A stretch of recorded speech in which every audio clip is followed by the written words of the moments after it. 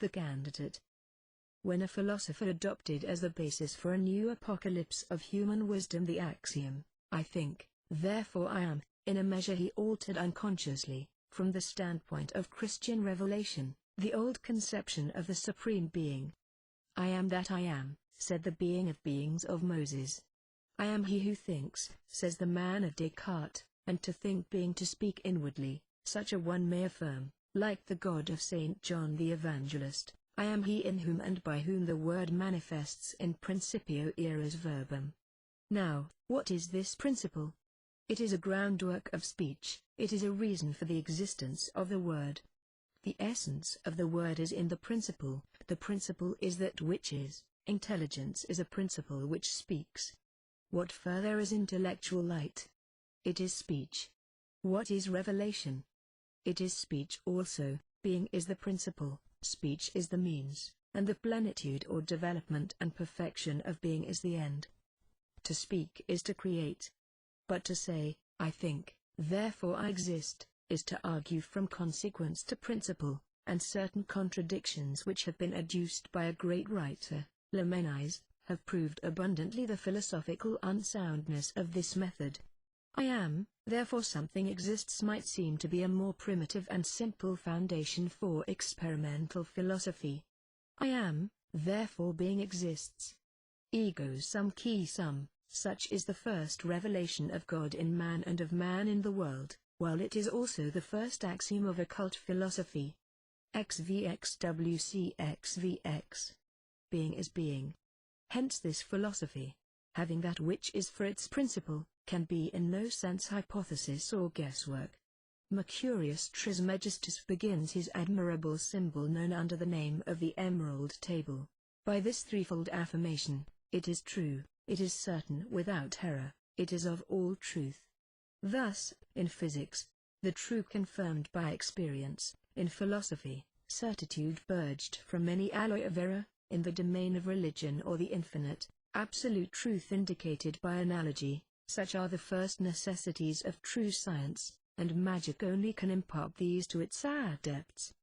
But you, before all things, who are you, thus taking this work in your hands and proposing to read it?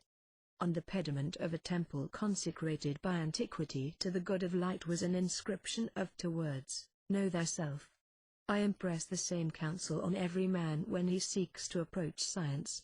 Magic, which the men of old denominated the sanctum regnum, the holy kingdom, or kingdom of God, regnum Dei, exists only for kings and for priests. Are you priests? Are you kings? The priesthood of magic is not a vulgar priesthood, and its royalty enters not into competition with the princes of this world. The monarchs of science are the priests of truth, and their sovereignty is hidden from the multitude, like their prayers and sacrifices. The kings of science are men who know the truth and then the truth has made free, according to the specific promise given by the most mighty of all initiators. The man who is enslaved by his passions or worldly prejudices can be initiated in no wise. He must reform or he will never attain. Meanwhile he cannot be an adept, for this word signifies a person who has achieved by will and by work. The man who loves his own opinions and fears to part with them, who suspects new truths, who is unprepared to doubt everything rather than admit anything on chance, should close this book. For him it is useless and dangerous. He will fail to understand it, and it will trouble him, while if he should divine the meaning, there will be a still greater source of disquietude. If you hold by anything in the world more than by reason, truth and justice, if your will be uncertain and vacillating, either in good or evil, if logic alarm you, or the naked truth make you blush, if you are hurt when accepted errors are assailed, condemn this work straight away. Do not read it, let it cease to exist for you. But at the same time do not cry it down as dangerous. The secrets which it records will be understood by an elect few and will be reserved by those who understand them. Show light to the birds of the night time, and you hide their light. It is the light which blinds them, and for them is darker than darkness. It follows that I shall speak clearly and make known everything, with the firm conviction that initiates alone, or those who deserve initiation, will read all and understand in part. There is a true and a false science, a divine and an infernal magic, in other words, one which is delusive and tenebrous. It is our task to reveal the one and to unveil the other, to distinguish the magician from the sorcerer and the adept from the charlatan. The magician avails himself of a force which he knows. The sorcerer seeks to misuse that which he does not understand. If it be possible in a scientific work to employ a term so vulgar and so discredited, then the devil gives himself to the magician and the sorcerer gives himself to the devil. The magician is the sovereign pontiff of nature, the sorcerer is her profaner only. The sorcerer is in the same relation to the magician that a superstitious and fanatical person bears to a truly religious man. Before proceeding further, let us define magic in a sentence. Magic is the traditional science of the secrets of nature which has been transmitted to us from the Magi. By means of this science the adept is invested with a species of relative omnipotence and can operate superhumanly, that is, after a manner which transcends the normal possibility of men. Thereby many illustrious hierophants, such as Mercurius Trismegistus, Osiris, Orpheus, Apollonius of Tyana, and others whom it might be dangerous or unwise to name, came after their death to be adored and invoked as gods. Thereby others also, according to that ebb and flow of opinion which is responsible for the caprices of success, became emissaries of infamous or suspected adventurers, like the Emperor Julian, Apuleius, the enchanter Merlin and that arch-sorcerer, as he was termed in his day, the illustrious and unfortunate Cornelius Agrippa. To attain the sanctum regnum, in other words, the knowledge and power of the Magi, there are four indispensable conditions: an intelligence illuminated by study, an intrepidity which nothing can check, a will which cannot be broken, and a prudence which nothing can corrupt and nothing intoxicate. To know, to dare, to will, to keep silence, such are the 4 words of the Magus, inscribed upon the 4 symbolical forms of the Sphinx. These maxims can be combined after 4 manners and explained 4 times by one another. On the first page of the Book of Hermes the adept is depicted with a large hat, which, if turned down, would conceal his entire head. One hand is raised towards heaven, which he seems to command with his wand, while the other is placed upon his breast. Before him are the chief symbols or instruments of science, and he has others hidden in a juggler's wallet. His body and arms form the letter Aleph, the first of that alphabet which the Jews borrowed from the Egyptians. To this symbol we shall have occasion to recur later on. The Magus is truly that which the Hebrew Kabbalists term Microprosopus, otherwise, the creator of the little world. The first of all magical sciences being the knowledge of oneself, so is one's own creation first of all works of science. It comprehends the others and is the beginning of the great work. The expression, however, requires explanation. Supreme reason being the sole invariable and consequently imperishable principle, and death, as we call it, being change, it follows that the intelligence which cleaves closely to this principle and in a manner identifies itself therewith, does hereby make itself unchangeable and as a result immortal. To cleave invariably to reason, it will be understood that it is necessary to attain independence of all those forces which by their fatal and inevitable operation produce the alternatives of life and death. To know how to suffer, to forbear and to die, such are the first secrets which place us beyond reach of affliction, the desires of the flesh and the fear of annihilation. The man who seeks and finds a glorious death has faith in immortality and universal humanity, believes in it with him and for him, raising altars and statues to his memory in token of eternal life. Man becomes king of the brutes only by subduing or taming them, otherwise he will be their victim or slave. Brutes are the type of our passions, they are the instinctive forces of nature. The world is a field of battle, where liberty struggles with inertia by the opposition of active force. Physical laws are millstones. If you cannot be the miller, you must be the grain. You are called to be king of air, water, earth and fire, but to reign over these 4 living creatures of symbolism, it is necessary to conquer and enchain them. He who aspires to be a sage and to know the great enigma of nature must be the heir and despoiler of the Sphinx. Is the human head, In order to possess speech, his the eagle's wings; in order to scale the heights, his the bull's flanks; in order to furrow the depths, his the lion's talons; to make a way on the right and the left, before and behind. You therefore who seek initiation, are you learned as Faust?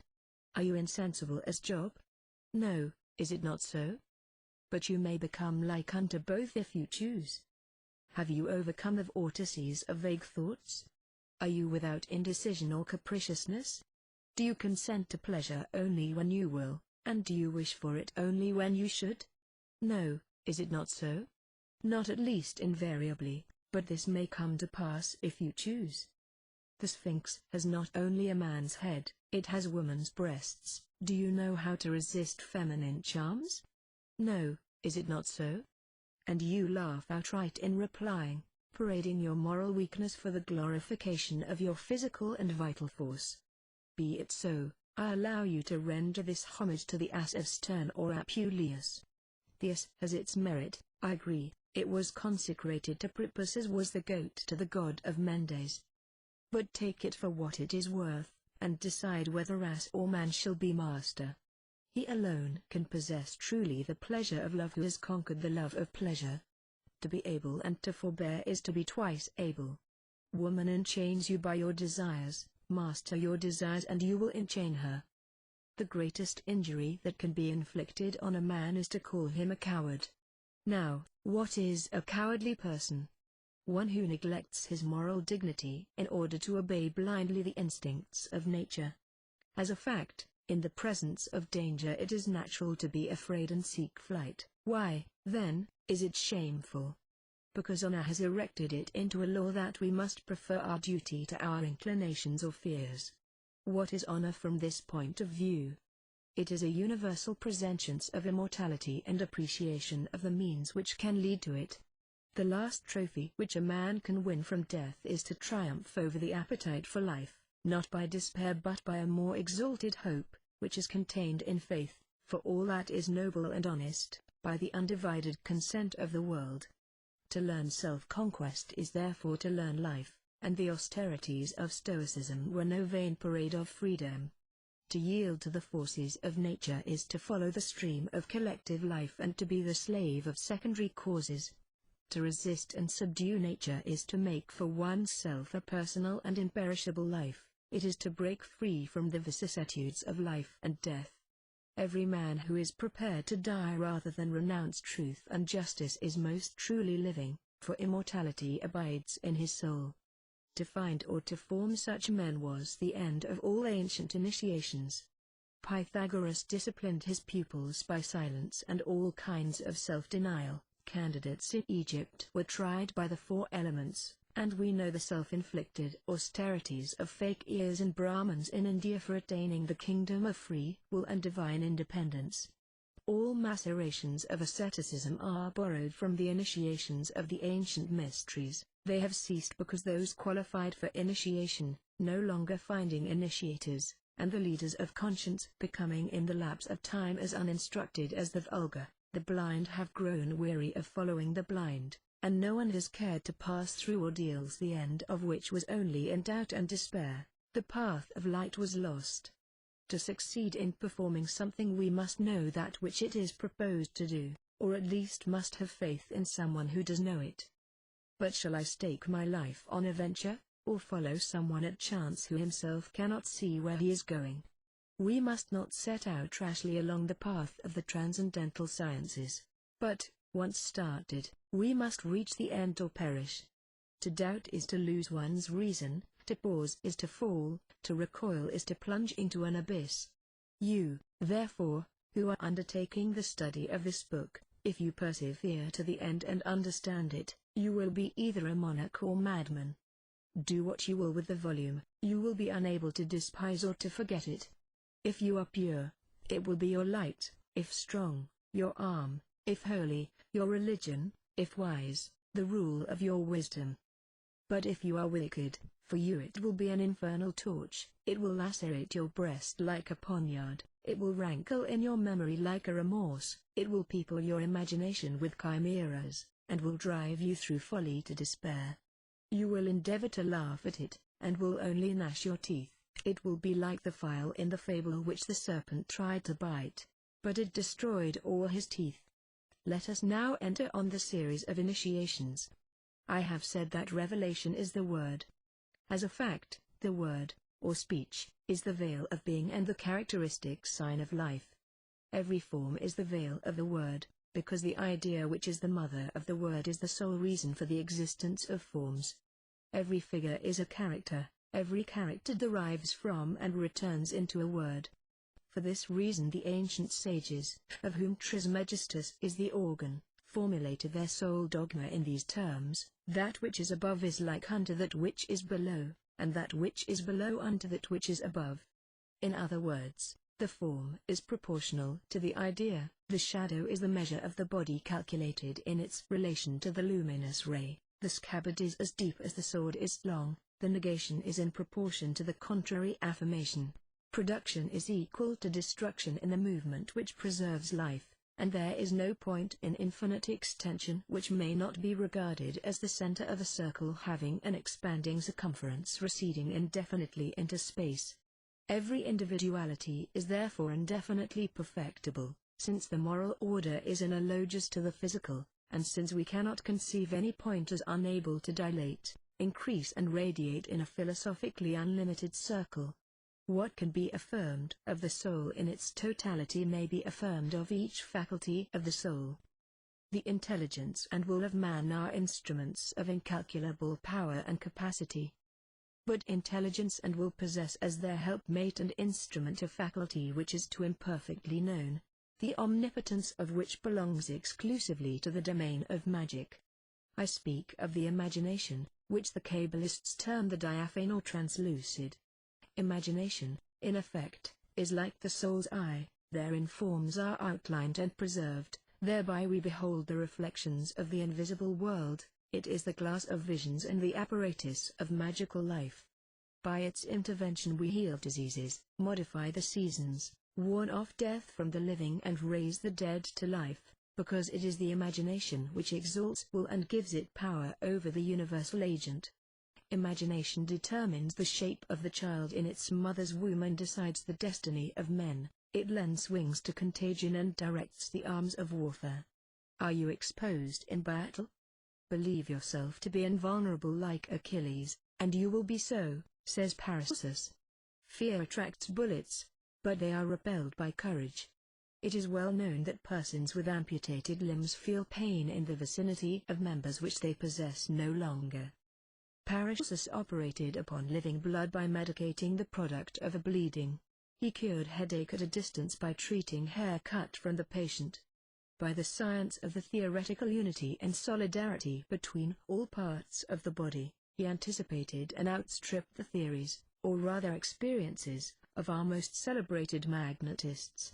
Hence his cures were miraculous, and to his name of Philip Theophrastus Bombast, he deserved the addition of Aureolus Paracelsus, with the further epithet of divine. Imagination is the instrument of the adaptation of the word. Imagination applied to reason is genius. Reason is one, as genius is one, in all the variety of its works. There is one principle, there is one truth, there is one reason, there is one absolute and universal philosophy. Whatsoever is subsists in unity, considered as beginning, and returns into unity, considered as end. One is in one, that is to say, all is in all. Unity is the principle of numbers, it is also the principle of motion and consequently of life. The entire human body is recapitulated in the unity of a single organ, which is the brain. All religions are summed up in the unity of a single dogma, which is the affirmation of being and its equality with itself, and this constitutes its mathematical value. There is only one dogma in magic, and it is this: the visible is the manifestation of the invisible, or, in other terms, the perfect word, in things appreciable and visible, bears an exact proportion to the things which are inappreciable by our senses and unseen by our eyes. The Magus raises one hand towards heaven and points down with the other to earth, saying, above, immensity; below immensity still. Immensity equals immensity. This is true in things seen, as in things unseen. The first letter in the alphabet of the sacred language, Aleph, apostrophe, represents a man extending one hand